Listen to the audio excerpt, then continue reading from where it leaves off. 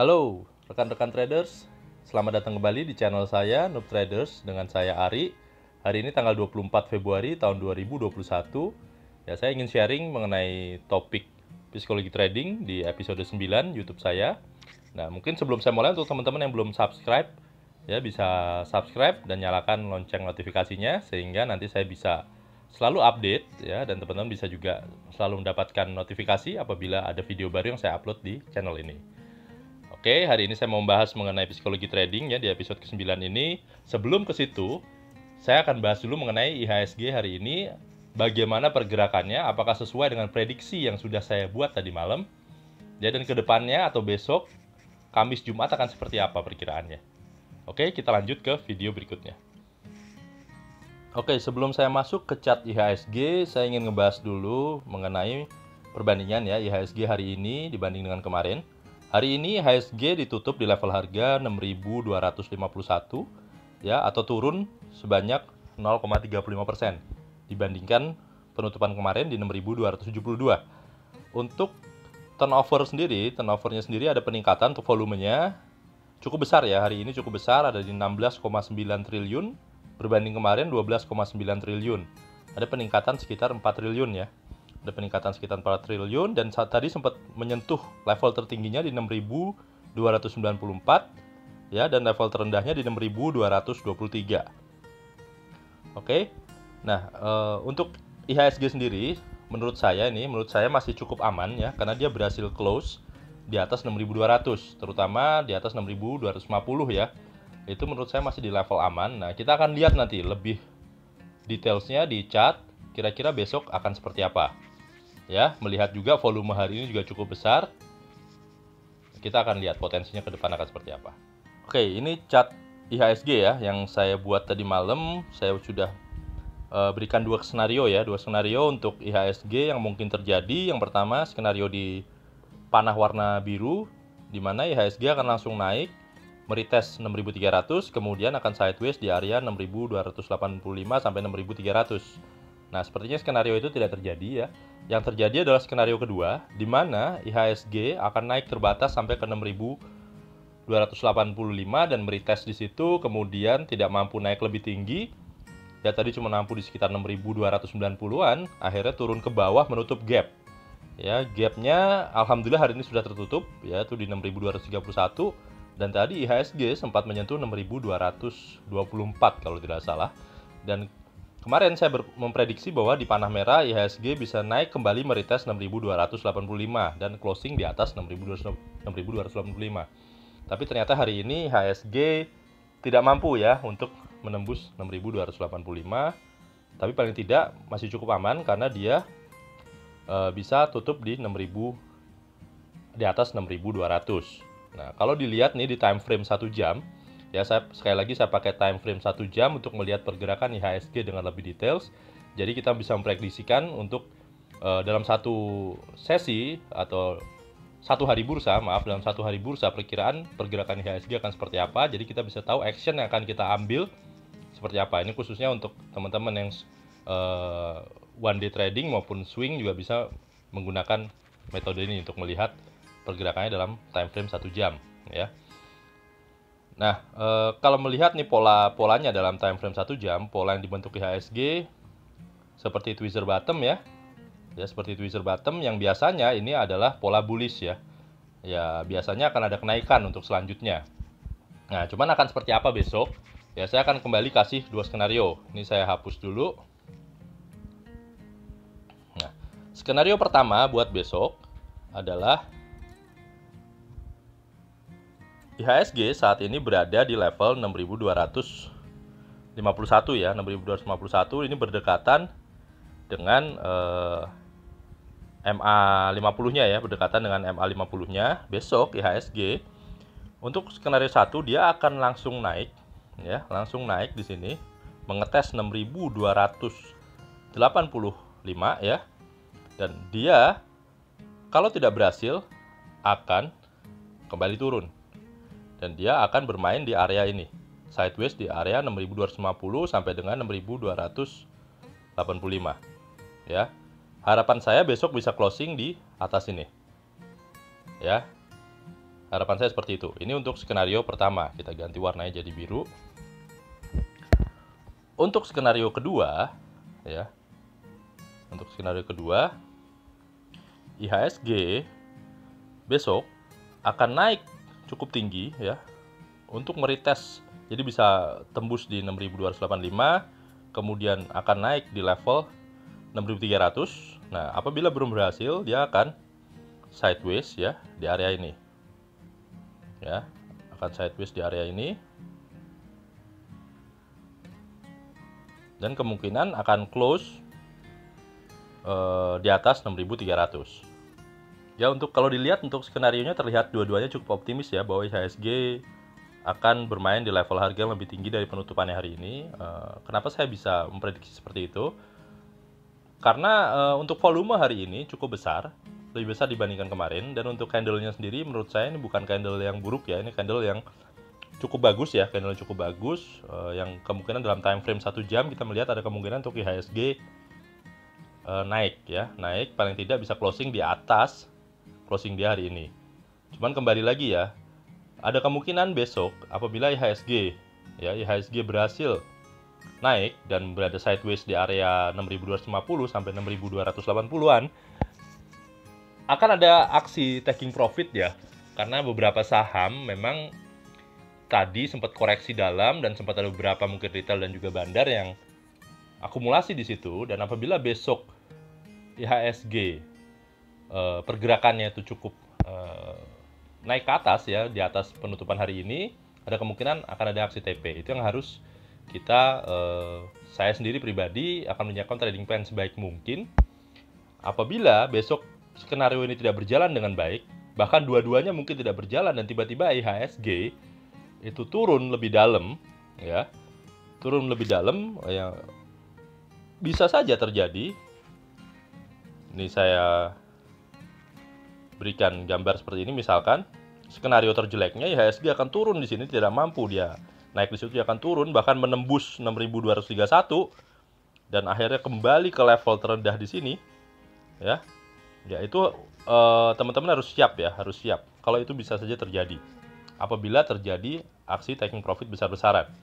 Cuman saya tidak mau menambahkan skenario ini menjadi skenario ketiga karena menurut analisa saya, ini analisa teknikal bisa jadi salah, bisa jadi benar ya. Cuman kalau pengalaman saya selama ini untuk analisa secara teknikal melihat pergerakan candle IHSG, seharusnya dua skenario ini menurut saya yang paling mendekati.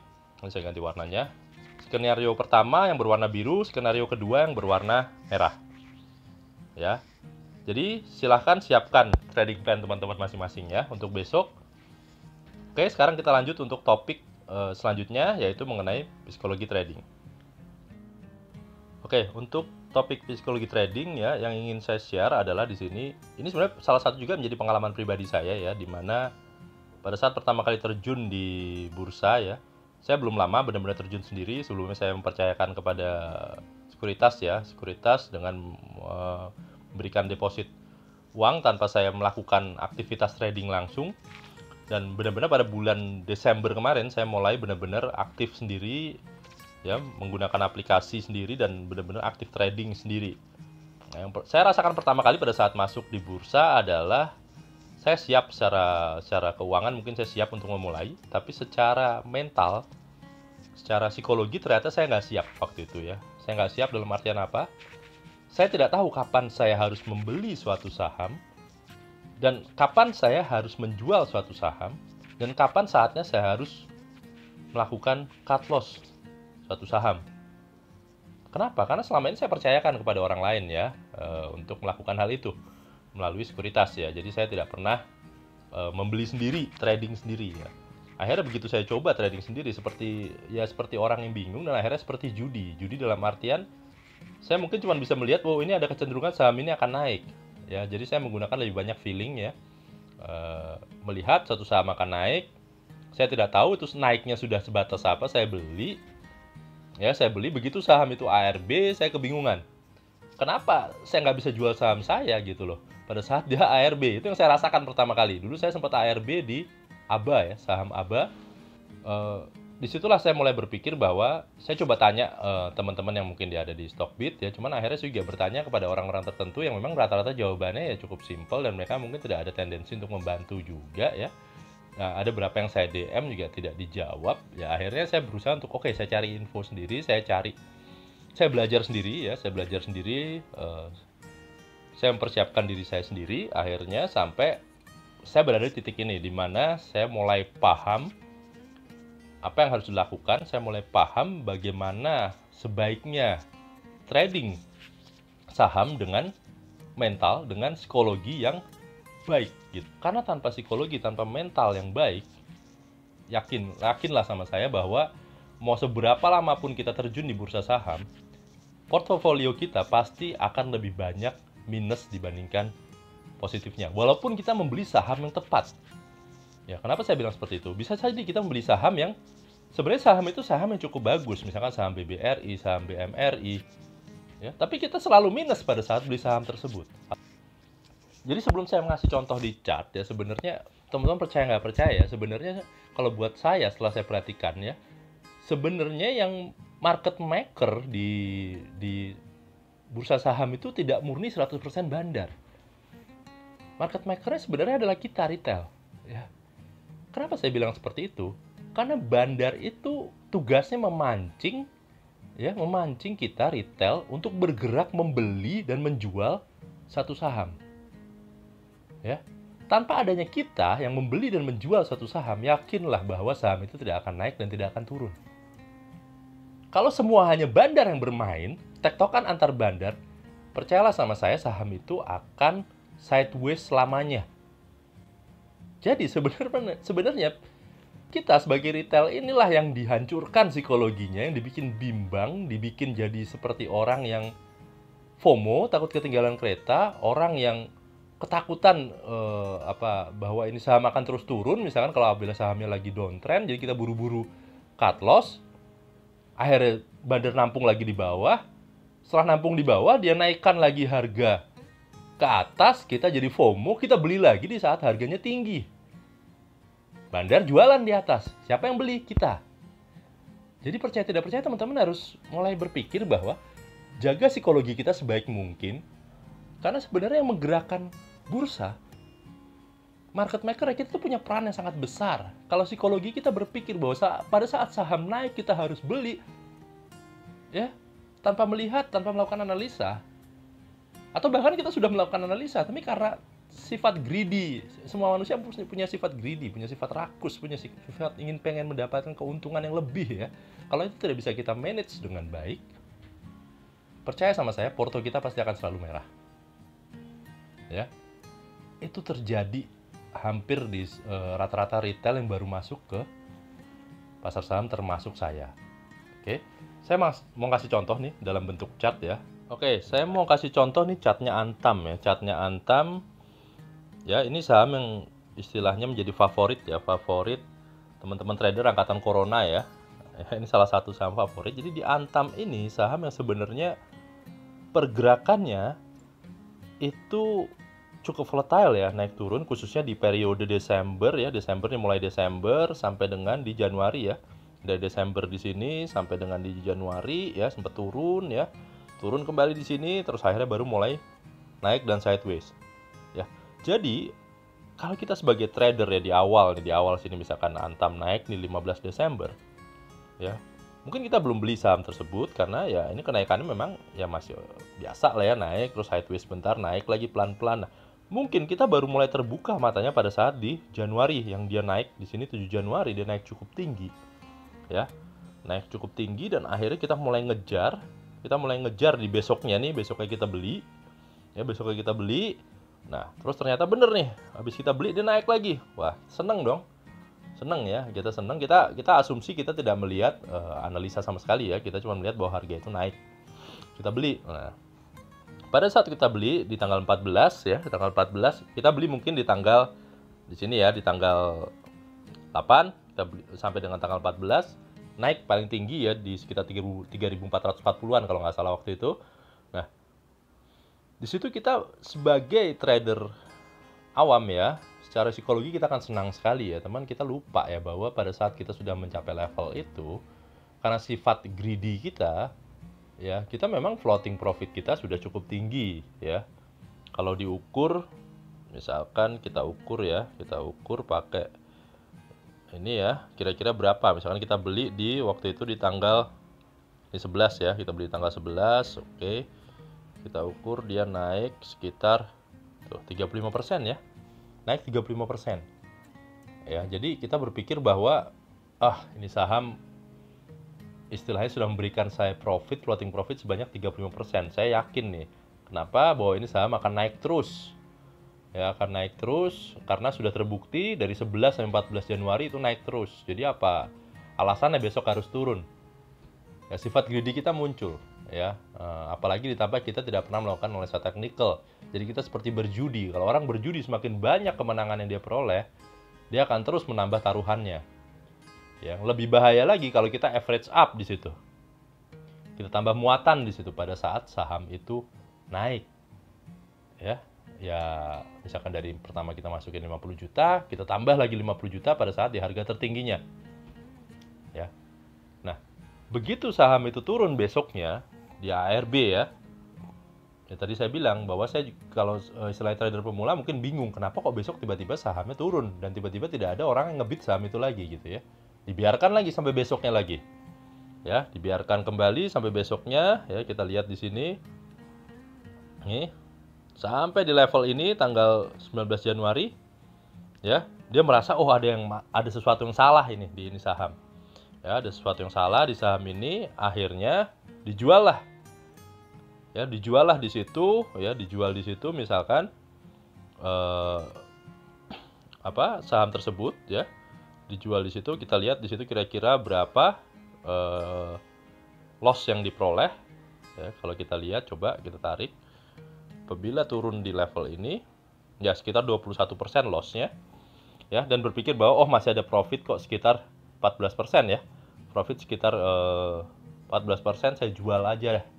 Saya jual aja saham ini. Oke, akhirnya dijual ya. Jadi sebenarnya bukan cut loss ya, karena masih ada profit. Oke, akhirnya sahamnya dijual ya, merasa masih untung 14%, dijual aja karena merasa masih ada keuntungan yang diperoleh. Oke. Nah, ini saya hapus dulu biar selanjutnya lebih enak lihatnya. Oke. Nah, selanjutnya pada tanggal 20 saham tersebut naik kembali. Ya, saham tersebut naik kembali, akhirnya kita FOMO. Ya, kita FOMO, kita takut ketinggalan kereta, kita beli lagi. Ya, saham itu naik dalam sehari, naik ke cukup tinggi, kita beli lagi. Kita beli lagi di harga mana? Kita beli lagi kebetulan di harga paling tinggi, karena pengalaman sebelumnya satu hari naik, hari berikutnya dia naik kembali. Kita beli di harga 3.200 misalkan. Ya. Setelah kita beli di situ, ya. Besoknya di sini ya, di tanggal 21 Januari dia turun ARB. Ya, turun ARB, kemudian di 22 Januari ARB kembali. Ya, terus sempat ada pantulan di 25 Januari. Untuk kemudian dibawa turun kembali, ya di situ kita masih ngerasa bahwa ini paling kayak kemarin nih. Sayang kalau saya jual, kenapa? Karena saya udah jual ternyata dia naik lagi. Udah saya biarin aja deh. Nggak apa-apa ini, kemarin kan saya udah untung 14%. Ya nggak apa-apa, ini biarin aja minus dulu, toh nanti naik lagi. Oke, saya biarin aja. Biarin sampai semakin dalam ya. Sampai semakin dalam nih di sini. Kita bisa lihat misalkan dia turun di sini ya. Di level ini. Ya, ini tanggal 29 Januari kita lihat. Tadi dia terakhir beli di harga 3.200. Nah, di sini kan berarti turunnya sudah 30%. Turun 30%. Tadi kita masih ada profit 14% setelah kita jual ya tadi pada saat yang periode pertama. Periode kedua kita minus 30%. Di sini kita udah mulai was-was nih. Waduh, kok ternyata minusnya besar juga ya. Jangan-jangan ini saham memang udah jelek nih, udah nggak bagus lagi untuk di hold. Ya udahlah, saya jual deh. Saya jual aja deh, daripada saya nanti modal saya habis, saya jual. Dijual lah pada saat minus 30%. Oke, selesai dijual. Lihat besoknya apa yang terjadi. Saham Antam naik di 1 Februari. Tadi kita yang udah jual tadi minus 30%. Nah, sebelumnya kita periode pertama kita jual, kita masih ada sisa untung 14%. Kita jual, kita minus 30%, dikurang 14%, minus bersih kita 16%. Berikutnya Antam naik, balas dendam. Pengen balas dendam, saya beli lagi dah. Saya tunggu nih sampai akhir hari nih, kalau pasti dia naik, saya beli di akhir hari. Oke, naik, kita beli lagi. Di harga 26.40. Udah nih, usah mau balas dendam nih. Oke. Ternyata besoknya Antam turun di tanggal 2 Februari. Ya, tadi ini di 1 Februari kita beli, tanggal 2 Februari Antam turun ARB. Ya. Di situ kita mulai bimbang nih, mulai ragu-ragu, mental kita mulai terganggu ya, psikologi kita mulai terganggu, kita mulai ketar-ketir, kita mulai bingung, kenapa bisa seperti ini? Ya. Akhirnya ya kita berpikir bahwa mungkin besok nih mantul lagi nih atau gimana, udah mulai nih bingung nih, besok jual nggak? Hari ini jual udah nggak bisa karena ARB. Oke, akhirnya besok pagi-pagi kita langsung jual nih. Pagi-pagi langsung jual. Ya, di harga misalkan kita jual di harga 22.90. Ayo kita lihat penurunannya berapa.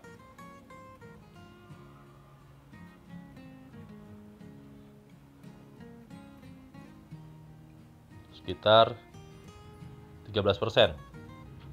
Sekitar 13%. Jadi tadi minus kita sudah minus bersih 16 tambah minus 13%. Jadi kita bersih minus kita atau kerugian kita adalah 29%, hampir 30%. Oke. Ya. Itu contoh yang saya bilang bahwa benar-benar kita trading tanpa mempersiapkan psikologi kita, yang ada kita hanya memiliki rasa ingin balas dendam apabila kita dapatkan kerugian, kita pengen membalasnya supaya kita dapat keuntungan. Jadi waktu itu saya pribadi yang saya perbaiki pertama adalah psikologi saya. Saya berusaha untuk bisa mempersiapkan diri lebih baik. Ya, saya belajar analisa sendiri. Saya nggak mau tanya kepada orang-orang karena belum tentu semua orang mau jawab pertanyaan saya. Belum tentu juga orang mau membantu saya. Ya, belum tentu juga apa yang dia bilang itu benar-benar tulus dari hatinya bahwa dia pengen membantu saya gitu. Yang ada ujung-ujungnya saya disuruh ikut grup berbayar. Jadi di sharing saya sekarang ini saya juga pengen memberikan satu alasan ya kepada teman-teman kenapa sih saya bikin grup Telegram ya. Grup Telegram itu salah satunya dari pengalaman saya yang saya rasakan ini pada saat saya masuk ke dunia saham, ke pasar saham. Ya, psikologi trading ini benar-benar waktu itu saya nggak prepare ya. Jadi saya akhirnya jadi ngerasa kayak orang yang sendirian. Kayak orang sendirian, nggak ada teman diajak ngobrol, nggak ada teman diajak diskusi. Ya dengan tulus ya.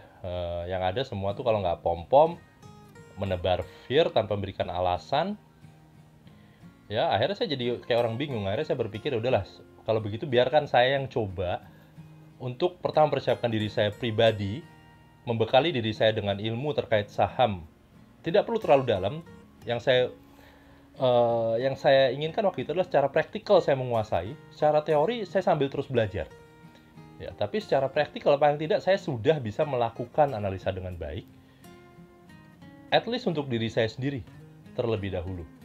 Nah, setelah itu saya coba untuk sharing sama teman-teman, khususnya teman-teman yang baru masuk ke pasar saham. Ya, yang mungkin banyak dibully di beberapa forum saham, dibilang angkatan corona ya. Angkatan yang beli saham pada saat mungkin awal-awal November, Desember beli saham, kita merem juga untung katanya gitu ya.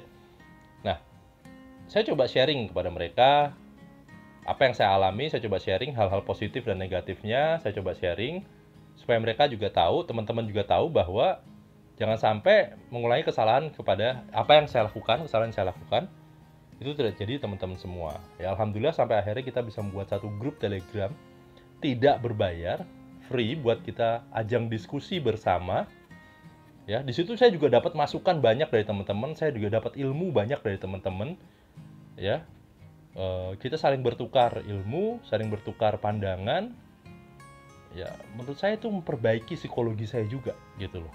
Dan di pasar saham yang menurut saya sangat kapitalis ya. Bahkan pada saat saya berusaha untuk sharing, saya berusaha untuk berikan semangat kepada teman-teman di angkatan corona, banyak yang komen, banyak yang message ke saya bilang bahwa buat apa jadi orang seperti itu di bursa saham?